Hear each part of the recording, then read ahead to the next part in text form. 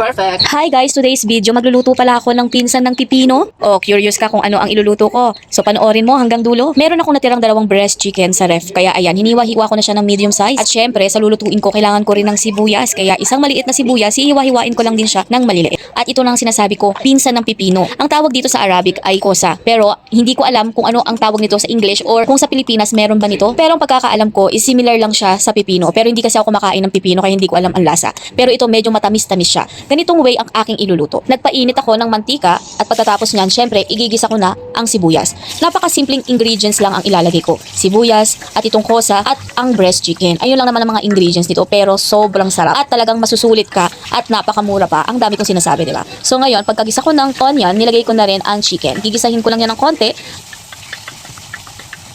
At maglalagay rin ako dito ng chicken cubes, salt, at syempre, hindi mawawala ang paminta para mas malasa siya. Napapansin nyo siguro, no, bihira na lang ako magpo sa mga chismis-chismis. Sa totoo lang kasi, ang hilig ko talaga ha, ito chismis to. Ang pagluluto, hindi makipag-chismisan. Charot. At ito na nga, lalagyan ko rin siya ng tomato paste. Sabi ko sa inyo, ito parang ang niluluto ko ay ginisang upo, pero ito Arabic version to. So ayun na nga, hahaluin ko lang yung tomato paste para dumikit yung kanyang lasa doon sa manok.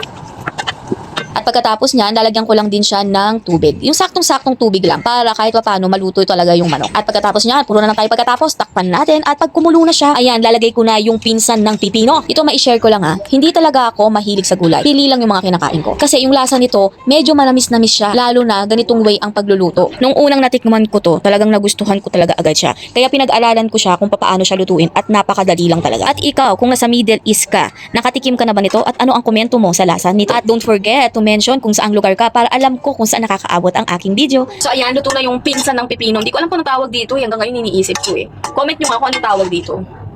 So tikman natin. Konting kanin lang kasi nga diet ako kunwari. So ayan. Ayan oh. So comment nyo na kung anong tawag dito sa aking niluto. Tikman natin. Syempre ako unang titikim.